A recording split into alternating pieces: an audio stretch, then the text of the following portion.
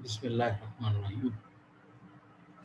आज जो टॉपिक करेंगे वो टेलीकम्युनिकेशन एंड नेटवर्क से रिलेटेड है, दैट इज़ मोडेम कम्युनिकेशन। तो सबसे पहले आपको ये बता दूं कि मोडेम जो है ये एब्रीविएशन इसका मॉड्यूलेशन डीमॉड्यूलेशन है। यानी कि बुनियादी काम जो मोडेम का है वो ये है कि एनालॉग सिग्नल को डिजिटल में कन्वर्ट कर देता है और डिजिटल सिग्नल्स को एनालॉग में कन्वर्ट कर देता है। अच्छा, आपने जब भी मोडेम देखे होंगे उसके एक एंड पे टेलीफोन लाइंस होती हैं और एक एंड पे आपका सिस्टम होता है या डिजिटल डिवाइस होती है आपकी, ठीक है ना। तो मोडेम जो है वो जब सिग्नल्स आते हैं टेलीफोन लाइंस से, तो जो हमारी टेलीफोन लाइंस हैं वो सपोर्ट करती हैं एनालॉग सिग्नल्स को, और जब मोडेम में जाते हैं ये सिग्नल्स तो कंप्यूटर हमारा जो है वो एक डिजिटल डिवाइस है, तो वो उसको कन्वर्ट कर देती है डिजिटल सिग्नल्स में, ताकि आपके कंप्यूटर उसको समझ सकें। इसी तरह कंप्यूटर से जब आप कोई मैसेज सेंड करते हैं तो वो डिजिटल फॉर्म में होता है, तो मोडेम जो है उसको एनालॉग में कन्वर्ट कर देता है ताकि वो टेलीफोन लाइंस पे ट्रैवल कर सकें, ठीक है।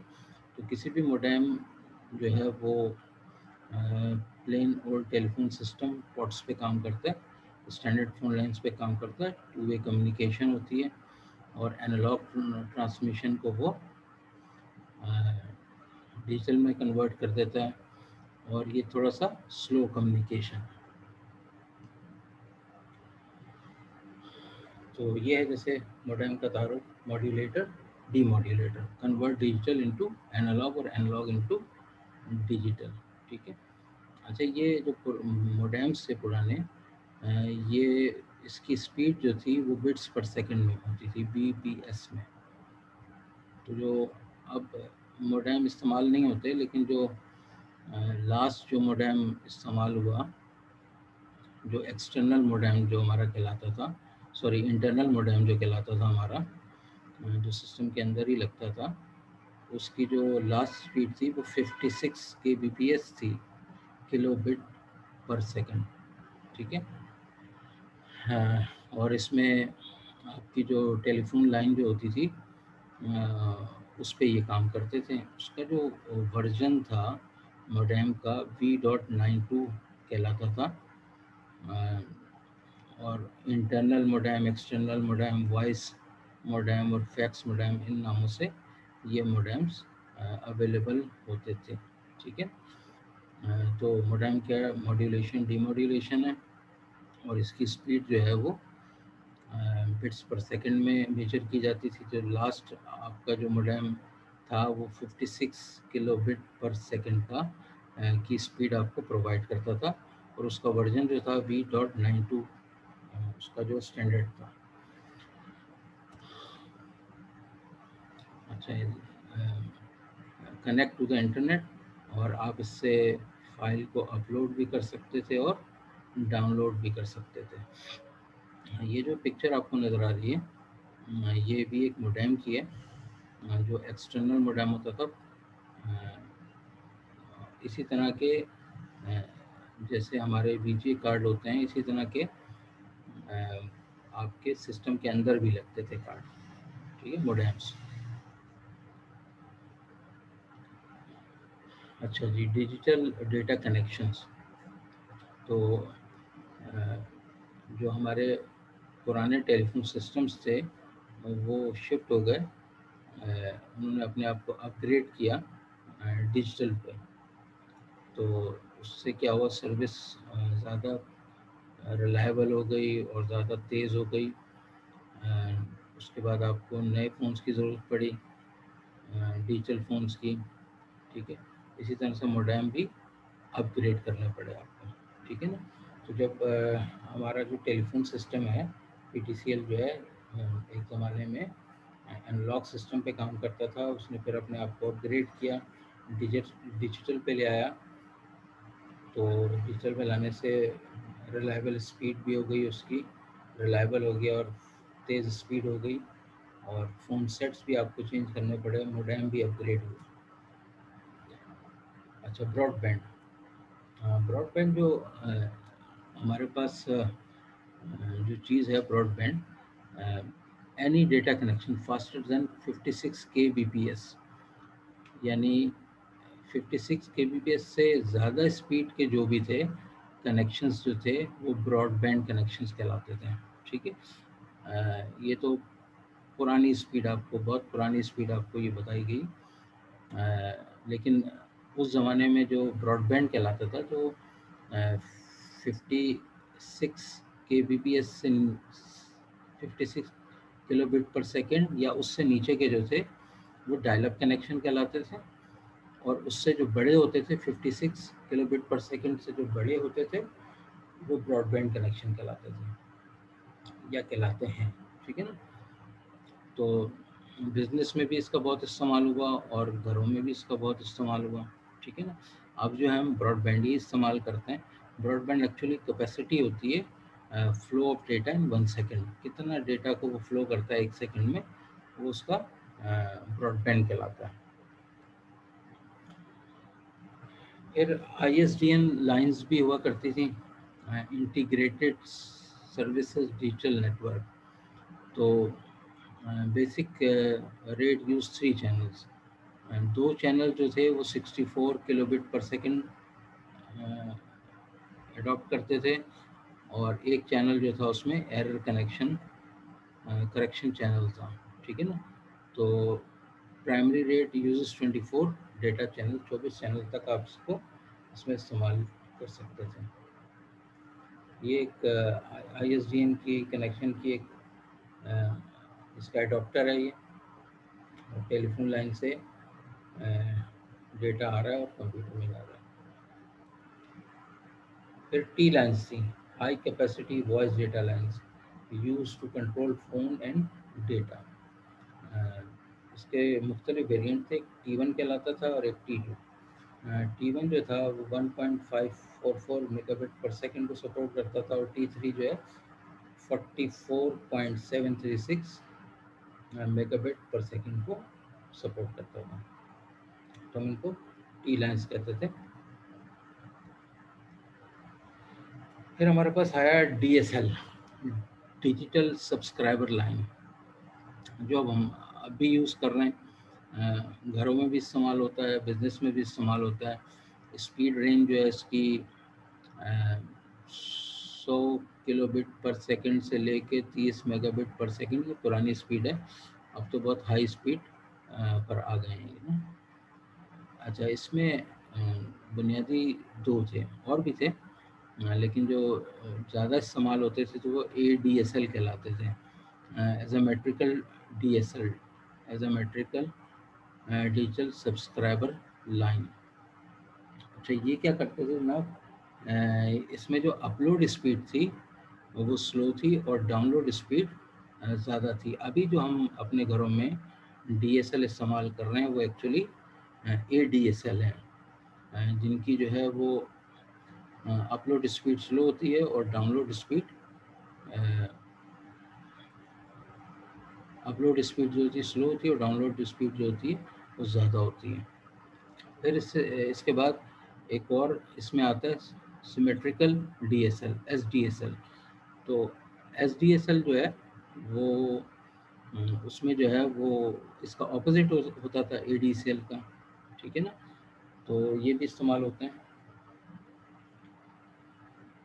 तो इन दोनों के लिए आपको एक DSL मोडेम की ज़रूरत पड़ती है। तो अभी जो आजकल हम लोग घरों में जो मोडेम इस्तेमाल कर रहे हैं, जैसे PTCL का मोडेम हम इस्तेमाल करते हैं, वो एक्चुअली ADSL मोडेम है जो हम घरों में इस्तेमाल करते हैं। ठीक है ना। उसके एक साइड पे जो होता है टेलीफोन लाइन से डेटा आ रहा होता है, और दूसरी साइड से आपका कंप्यूटर होता है। तो बुनियादी काम इसका यही है कि ये एनालॉग को डिजिटल में कन्वर्ट करता है और डिजिटल को एनालॉग में कन्वर्ट कर देते हैं।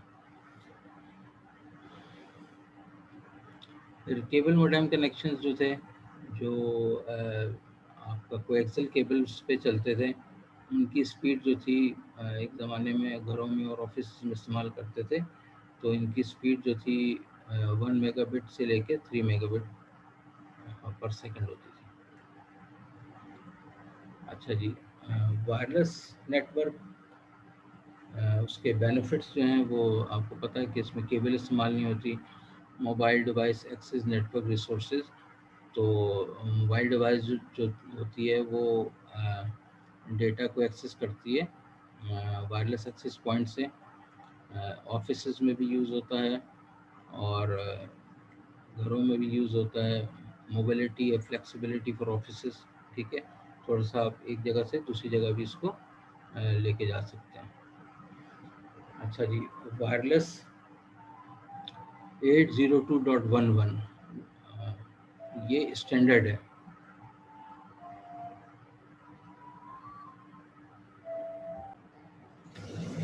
ओके जी, फिर हमारा आता है वायरलेस नेटवर्क। वायरलेस 802.11 ये इसका स्टैंडर्ड है किसी भी वायरलेस नेटवर्क का। ऑल्सो कॉल्ड वाईफाई भी हम इसको कहते हैं, वायरलेस फिडेलिटी। अच्छा, IEEE stands for institute of electronic and electrical engineering. ये एक इदारा है जो ये स्टैंडर्ड सेट करता है। दुनिया में जितनी भी डिवाइसेस हैं कंप्यूटर बेस्ड, ये इदारा उसके स्टैंडर्ड सेट करता है, ठीक है ना। कौन सी डिवाइस की क्या स्पीड होगी। तो अब जैसे आपके पास वाईफाई होता है, आपके मोबाइल में होता है, कंप्यूटर में होता है, ठीक है ना। तो ये 802.11 इसकी इसका स्टैंडर्ड है। तो आप अगर इसको सर्च करना चाहें तो इसको, इसके डिफरेंट वर्जन्स हैं। 802.11 ए है, 802.11 बी, सी, डी, ठीक है ना। इस तरीके से डिफरेंट इसके वर्जन्स हैं। तो हर वर्जन की कोई ना कोई ख़ास खसूसियत है। जैसे इसमें 802.11 बी के बारे में जो बताया, वो कहता है कि जी 11 मेगाबिट पर सेकंड जो है वो आपको स्पीड देता है। 802.11 जी जो है वो 56 मेगाबिट पर सेकंड स्पीड देता है आपको, ठीक है ना। तो जब भी आप अगर कोई डिवाइस ख़रीदते हैं, जैसे मोबाइल फ़ोन नया ख़रीदते हैं, तो आप उनको ऑफ कोर्स उसके अंदर मैनुअल में आपको कहीं ना कहीं 802.11 नज़र आएगा, ठीक है ना। और अगर आप ऐसे आप सर्च करना चाहें तो आप इसको सर्च कर सकते हैं कि ए की क्या खसूसियात है, बी की क्या और खसूसियात हैं। तो आप इसको सर्च करके भी देख सकते हैं, ठीक है ना। ओके, वायरलेस एक्सेस पॉइंट क्या होता है कि centre of a wireless network. Wireless access point क्या combined coverage a large area. देखें, ऑफिसेज में, यूनिवर्सिटीज़ में आमतौर पे एक एक्सेस पॉइंट लगा होता है, ठीक है ना, जो जो एक एरिया कवर करता है। आमतौर पे डिपेंड करता है कि उसकी रेंज क्या है, उस डिवाइस की रेंज क्या है। तो रेंज इसमें जो दी है 50 से 150 मीटर। अब इससे ज़्यादा की डिवाइसेस हैं तो उतने एरिया में जो लोग होंगे वो वहाँ से वाईफाई के सिग्नल्स को कैच कर सकेंगे। तो वो एक एक्सेस पॉइंट होगा। अ, इसको एक्सटेंड भी किया जा सकता है, इसकी रेंज को एक्सटेंड भी किया जा सकता है एडोप्टर्स लगा के। तो कहने का मतलब ये कि वायरलेस एक्सेस पॉइंट आपको एक एरिया कवरेज देते हैं। मिसाल के तौर पे जैसे हम घरों में तो एक मोडेम जिसको हम कहते हैं, वो भी एक एक्चुअली एक्सेस पॉइंट है। कुछ एरिया वो कवर करता है कि आपके घर के अंदर या थोड़ा सा घर के बाहर तक कुछ मीटर्स तक जो है वो सिग्नल्स आप उससे एक्सेस कर सकते हैं, ठीक है। Wireless adapter use by device to connect include signal strength software. ये जो आपको सामने इमेज नज़र आ रही है, ये भी एक एडोप्टर है जो आमतौर पे लैपटॉप्स में लगता है, जिसके ज़रिए से ये सिग्नल कैच करता है और इसकी सिग्नल स्ट्रेंथ के लिए बढ़ाने के लिए सॉफ्टवेयर भी मौजूद हैं। डिजिटल नेटवर्क टेक्नोलॉजीज़, अच्छा ये तो मैंने आपको बता दिया कि एनालॉग वॉइस ओरिएंटेड ट्रांसमिशन है, डिजिटल जो है डिस्क्रीट पल्सेस ट्रांसमिशन है, डिजिटल जो है डिसकंटिन्यूस है, एनालॉग जो है कंटिन्यूस है। बेनिफिट्स क्या हैं इसके? डिजिटल हायर ट्रांसमिशन स्पीड्स और लार्ज अमाउंट ऑफ इंफॉर्मेशन को ट्रांसमिट कर सकता है एक जगह से दूसरी जगह, और greater economy and much lower error rates. ठीक है, इसमें अब एरर भी जो है वो आने के चांसेस कम होते हैं। ठीक है ना, डेटा, वॉइस, वीडियो एक ही डिवाइस के थ्रू आप ट्रांसमिट कर सकते हैं। फाइबर ऑप्टिक आपको पता है, लास्ट क्लास में हमने फाइबर ऑप्टिक भी एक ट्रांसमिशन का ज़रिया है जो तेज़ तरीन है। इसके अलावा सेटेलाइट है, ये भी जो है वो can move massive quantity of data. ठीक है, data, video all over the world आप सेटेलाइट ट्रांसमिशन से डेटा को ट्रांसमिट कर सकते हैं। जब आप मैचेस देखते हैं एक मुल्क से दूसरे मुल्क का, बरतानिया में मैच हो रहा है और आप पाकिस्तान में देख रहे हैं, तो आप थ्रू सेटेलाइट ही इसको देखते हैं। अच्छा, बिजनेस एप्लीकेशन, अच्छा जब से टेलीकम्युनिकेशन डिजिटलाइज हुआ है तो इसने एक नया मोड बिजनेस में पैदा कर दिया है, क्योंकि अब फिर उसके बाद ई बिजनेस शुरू हो गया, इलेक्ट्रॉनिक कॉमर्स शुरू हो गया, कोलैबोरेशन शुरू हो गया। कोलैबोरेशन मतलब मीटिंग्स शुरू हो गई, कॉन्फ्रेंसिंग शुरू हो गई, इलेक्ट्रॉनिकली जितने कॉमर्स के चीज़ें हैं वो शुरू हो गई। तो इससे आपको क्या हुआ, स्ट्रेटेजिक एडवांटेज आपको मिला ना। तो सारा टेलीकम्युनिकेशन नेटवर्क जैसे ही फैला तो इसने बिजनेस को भी एक नया रूप दिया। अच्छा, इंटरनेट टू, ये देखें, ये जो next generation of the internet, ये एक ऐसा इंटरनेट है जो 200 यूनिवर्सिटीज़ एक ज़माने में इसको स्टार्ट किया था, जो 200 यूनिवर्सिटीज़ के दरमियान कम्युनिकेशन करता था, और हर एक इसको इस्तेमाल नहीं करता था। एबिलियन इसकी बैकबोन थी। ठीक है, बैकबोन से मतलब एक एक एक सिस्टम था जिसके थ्रू आप डेटा को एक्सेस करते थे। इसकी स्पीड जो थी वो 10 गीगाबिट पर सेकंड थी। ठीक है ना, और बहुत हाई स्पीड था। ये आमतौर पे रिसर्च बेस्ड यूनिवर्सिटीज़ जो हैं या कुछ ऐसे इदारे जो जिनका काम बाहर नहीं आना चाहिए, वो इदारे इनको इस्तेमाल करते हैं। बहुत हाई परफॉर्मेंस है, इसको हम इंटरनेट 2 के नाम से जानते हैं। अच्छा जी, वैल्यू ऑफ टेलीकम्युनिकेशन नेटवर्क, इसको आप देखिए कि स्ट्रेटेजिक कैपेबिलिटीज़, ई बिजनेस एग्जांपल्स और बिजनेस वैल्यूज़। तो स्ट्रेटेजिक कैपेबिलिटीज़ अगर देखिए टेलीकम्युनिकेशन की, तो ओवरकम जोग्राफिकल बैरियर्स, इसने जो है बिज़नेस को अगर हम देखें तो इसने हदें जो हैं वो ख़त्म कर दी। ठीक है, सारे बैरियर्स इसने हटा दिए।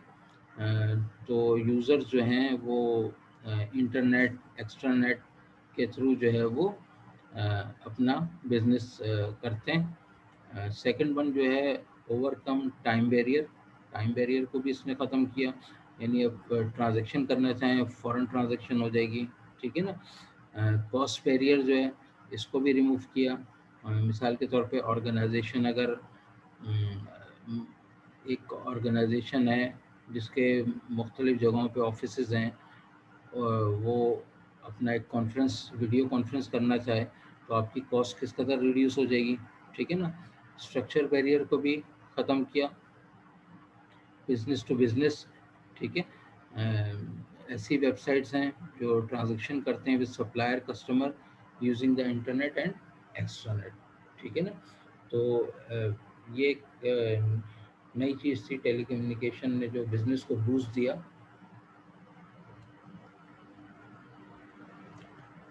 तो इंटरनेट जब से आया तो इसने जो है millions of smaller private networks जो जितने भी थे नेटवर्क्स थे जो इनको एक दूसरे के साथ लिंक किया उसने। अब ये जैसे इसमें बुक में आपके लिखा है कि 10 servers in 1991 to over 46 millions today, लेकिन अब जो है वो 1 मिलियन सर्वर्स पर मंथ में भी ये काम कर रहे हैं या लगते हैं, ठीक है ना। तो इंटरनेट जो है वो कोई सेंट्रल कंप्यूटर सिस्टम नहीं है, कोई गवर्निंग बॉडी नहीं है, बेस्ड ऑन कॉमन स्टैंडर्ड्स, ठीक है ना। ओके, इंटरनेट एप्लीकेशंस आप सबको पता है कि most popular internet applications emails हैं, मैसेजिंग है, browsing, news groups, chat, buy and sell, downloading, ठीक है। तो ये सारे जो हैं ये जो कॉमन और पॉपुलर इंटरनेट एप्लीकेशंस जो हैं जो हम इस्तेमाल करते हैं। अच्छा, अगर इस डायग्राम को देखें, business use of the internet, तो आप देखें इंटरनेट एक बैकबोन का काम कर रही है और सभी लोग इसको इस्तेमाल कर रहे हैं। कस्टमर भी इसी को इस्तेमाल कर रहे हैं, बिजनेस पार्टनर्स भी कर रहे हैं, ठीक है, सप्लायर्स भी कर रहे हैं। तो आपको जैसे नज़र आ रहा है कि इंटरनेट जो है इसी ने जो है वो सबको बूस्ट दिया है और यही एक बैकबोन है जो तमाम चीज़ों को, ये तमाम बिजनेस को बूस्टअप कर रही है। Then business value of the internet. Okay, जैसा कि आप पहले भी देख चुके हैं कि reduce cost of the doing business, business की कॉस्ट को ये रिड्यूस करती है, ठीक है। नए जो है वेब बेस्ड प्रोडक्ट्स जो हैं वो आपके सामने आती हैं, रोज़ नई नई प्रोडक्ट्स आपको पता चल जाती हैं वेबसाइट से। कस्टमर लॉयल्टी एंड ये आपको जो है कस्टमर का एतमाद जो है आप पे बहाल होता है। Attract new customers, attract new customers, तो कस्टमर्स आप जितनी वेब बेस्ड प्रोडक्ट्स सामने आती हैं तो ज़्यादा से ज़्यादा कस्टमर आपके पास आते हैं। नई नई मार्केट्स आप एक्सप्लोर करते हैं और रेवेन्यू आपका जनरेट होता है। तो कहने का मतलब ये कि थ्रू इंटरनेट आप अपने बिजनेस को बूस्ट अप कर सकते हो। यानी आपको अगर आप ऑनलाइन ही करना चाहो या आपका और कोई बिजनेस है तो आपको उसके बहुत सारे बेनिफिट्स मिलेंगे। तो टेक्नोलॉजी में ख़ास तौर पे आईटी में ये फ्लेक्सिबिलिटी है कि ये आपके बिजनेस को बूस्ट करता है। आपके पास इंफ्रास्ट्रक्चर अगर मिनिमम है या आपके पास कैपिटल आपके पास मिनिमम है, कम से कम है, तो ये आपके बिजनेस को या आपकी प्रोडक्ट को इंट्रोड्यूस करवा सकती है, पेनिट्रेट करवा सकती है मार्केट में, ठीक है ना। ओके, अच्छा इंट्रानेट, अब हम देखते हैं इंट्रानेट क्या चीज़ होती है। देखें इंट्रानेट जो है वो collaboration, communication within organization, organization के बाउंड्री के अंदर आप जो भी कम्युनिकेशन करते हो, कोलैबोरेशन करते हो, तो हम कहते हैं कि हम थ्रू इंट्रानेट के ज़रिए से हमने ये की। तो इंट्रानेट इसके अलावा कुछ भी नहीं है कि communication, collaboration, communication collaboration within organization, ठीक है ना। तो ये एक ऐसा नेटवर्क होता है उसके अंदर, जैसे आप समझ लें कि इंटरनेट इस्तेमाल कर रहे हो आप, ठीक है ना। तो एक बाउंड्री के अंदर जो है एक ऐसा नेटवर्क बना लेते हैं जो अंदर ही कम्युनिकेशन करता है, ठीक है। और बिल्कुल उसी उस पे काम करते हैं जैसे कि इंटरनेट काम कर रहा है, ठीक है। तो इंटरनली खाली, ठीक है ना। तो फिर आ जाता है हमारे पास, अच्छा, इंटरनेट प्रोटेक्टेड बाय पासवर्ड से भी, इंक्रिप्शन से भी और फायरवॉल से भी इसको प्रोटेक्ट किया जा सकता है, ठीक है ना। Customer suppliers and other business parties can access in internet via extranet links. Okay, extranet, internet आ गया ये। अच्छा, तो ये मैं आपको बता चुका हूँ, कम्युनिकेशन एंड कोलैबोरेशन। ओके, एक्सट्रानेट क्या होता है? देखो, एक्सट्रानेट आपका आप ये कह सकते हो कि जो भी ऑथराइज पर्सन वो किसी ऑर्गेनाइजेशन की रिसोर्सेज को एक्सेस कर सकता है बाउंड्री के, ऑर्गेनाइजेशन की बाउंड्री के बाहर से। लेकिन इसमें ख़ास चीज़ क्या है कि आपका ऑथराइज होना, ठीक है। मिसाल के तौर पे कोई ऑर्गेनाइजेशन है, उसका कोई सप्लायर है, कोई चीज़ सप्लाई करता है उसको, तो उसके पास उस ऑर्गेनाइजेशन का यूज़र नेम पासवर्ड हो सकता है, ठीक है। तो वो उसके थ्रू ऑर्गेनाइजेशन की रिसोर्सेज को एक्सेस कर सकता है, ठीक है ना। तो कहने का मतलब ये है कि मिसाल के तौर पे अगर मैं आपसे कहूँ कि जी आप यूनिवर्सिटी में